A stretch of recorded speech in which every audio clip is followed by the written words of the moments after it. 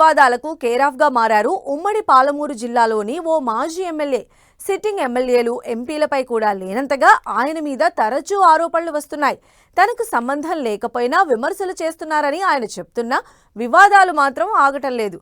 Senior నేత కావడం, ఢిల్లీ లెవెల్లో పలుకుబడి ఉండడంతో పార్టీ కూడా చూసి చూడనట్లు ఉంటోందట. ఇంతకీ ఎవరా మాజీ ఎమ్మెల్యే?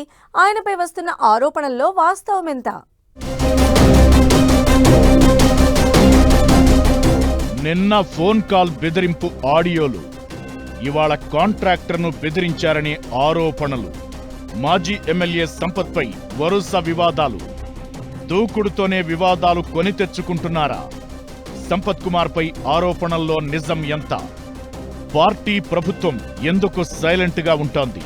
గత అసెంబ్లీ ఎన్నికల్లో ఉమ్మడి పాలమూరు జిల్లాలో కాంగ్రెస్ మంచి ఫలితాలు సాధించింది. మొత్తం 14 అసెంబ్లీ స్థానాలకు 12 చోట్ల గెలిచింది. ఈ ప్రాంతంపై హస్తం పార్టీకి మొదటి నుంచి మంచి పట్టుంది. దీంతో ఫలితాలు కూడా ఆశించినట్లుగానే వచ్చాయి. అయితే ఉమ్మడి మహబూబ్ నగర్ జిల్లాలో గద్వాల్, అలంపూర్లో మాత్రమే కాంగ్రెస్ కు ఓటమి ఎదురైంది.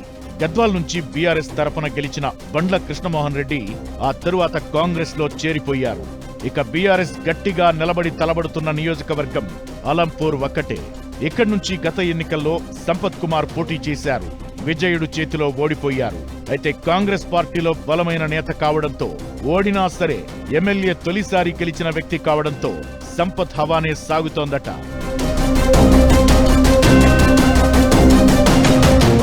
కాంగ్రెస్ అధికారంలో ఉండడంతో అలంపూర్ నియోజకవర్గంలో ప్రభుత్వ పరంగా అన్నీ తానే నడిపిస్తున్నారు సంపత్. ఇక్కడి వరకు అంతా బాగానే ఉన్నా ఆయన దూకుడుతో వివాదాలు కొని తెచ్చుకుంటున్నారన్న టాక్ వినిపిస్తోంది. గద్వాల్ జిల్లా ఎంప్లాయ్మెంట్ ఆఫీసర్ను సంపత్ కుమార్ ఫోన్లో బెదిరించినట్లు ఓ వాయిస్ బయటకొచ్చింది. తన కుమారుడి కంపెనీ విషయంలో ఆఫీసర్ సహకరించలేదని, అందుకే బెదిరింపులకు పాల్పడినట్లు బీఆర్ఎస్ ఆరోపిస్తోంది. తన మాట వినలేదని ఆ అధికారిని గద్వాల్ జిల్లా నుంచి వనపర్తి జిల్లాకు బదిలీ చేయించినట్లు విమర్శలు వస్తున్నాయి. ఇదొక్కటే కాదు, జిల్లాలో మరీ ముఖ్యంగా అలంపూర్ నియోజకవర్గంలో ప్రభుత్వ అధికారులు తన మాట వినాల్సిందేనని, మాట వినకపోతే బదిలీ వేటు తప్పదనే హెచ్చరికలను ఆయన జారీ చేస్తున్నారట. ఈ వ్యవహారంలో స్థానికంగా బీఆర్ఎస్, కాంగ్రెస్ నేతల మధ్య మాటల యుద్ధం కూడా నడుస్తోంది. నిజానికి ఎప్పుడో ఏడాది కిందటి ఫోన్ కాల్ ఆడియో ఇప్పుడు వైరల్ అవడం పొలిటికల్ గా హాట్ టాపిక్ అవుతోంది. అయితే ఫోన్ కాల్ వివాదంపై రచ్చ జరుగుతుండగానే లేటెస్ట్ గా మరో కాంట్రవర్సీ వెలుగు చూసింది.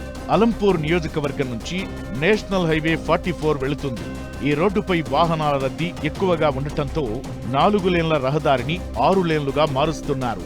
ప్రస్తుతం విస్తరణ పనులు జోరుగా జరుగుతున్నాయి. అయితే ఈ పనుల విషయంలో ఆ కాంట్రాక్టర్ను సంపత్ బెదిరించారనే ఆరోపణలు వచ్చాయి. సంపత్ 8 కోట్లు డిమాండ్ చేశారని, డబ్బులివ్వకపోతే పనులు జరగనివ్వనంటున్నారని జిల్లా ఎస్పీకి ఆ కాంట్రాక్టర్ ఫిర్యాదు చేసినట్లు ఆరోపణలు వచ్చాయి. అయితే తనకు సంబంధం లేకపోయినా కావాలనే బీఆర్ఎస్ బురద జల్లుతోందని ఈ వివాదంపై సంపత్ రియాక్ట్ అయ్యారు. సబ్ కాంట్రాక్టర్తో పనులు చేయించుకున్న కాంట్రాక్టర్ డబ్బులివ్వకపోవడంతోనే మాట్లాడానని, అసలు తాను మనీ డిమాండ్ చేయలేదని చెప్పుకొచ్చారు సంపత్. అసలు సబ్ కాంట్రాక్టర్ కు డబ్బులివ్వకపోతే సంపత్ ఎందుకు మధ్యవర్తిత్వం వహించాలన్న విమర్శలకు ఆయనే తావిచ్చారు. ఇలా సంపత్ కుమార్ వరుస వివాదాల్లో చిక్కుకుంటున్నారు. పాలమూరు ప్రాంతంలో గెలిచిన ఎమ్మెల్యేలు, ఎంపీలపై లేని ఆరోపణలు మాజీ అయిన సంపత్ విషయంలో ఎందుకొస్తున్నాయన్న చర్చ కాంగ్రెస్ లో కలకలం రేపుతోంది. అటు జిల్లాలోని కొందరు కాంగ్రెస్ నేతలతోనూ సంపత్ కు గ్యాప్ ఉండడంతో ఈ అంశం ఇప్పుడు స్థానికంగా రచ్చరేపుతోంది. అయితే ఏఐసీసీలో తనకున్న పలుకుబడితో ఇప్పటికైతే గట్టెక్కినా ముందు ముందు ఈ వ్యవహారాన్ని బీఆర్ఎస్ మరింత ముందుకు తీసుకెళ్లడం మాత్రం ఖాయంగా కనిపిస్తోంది.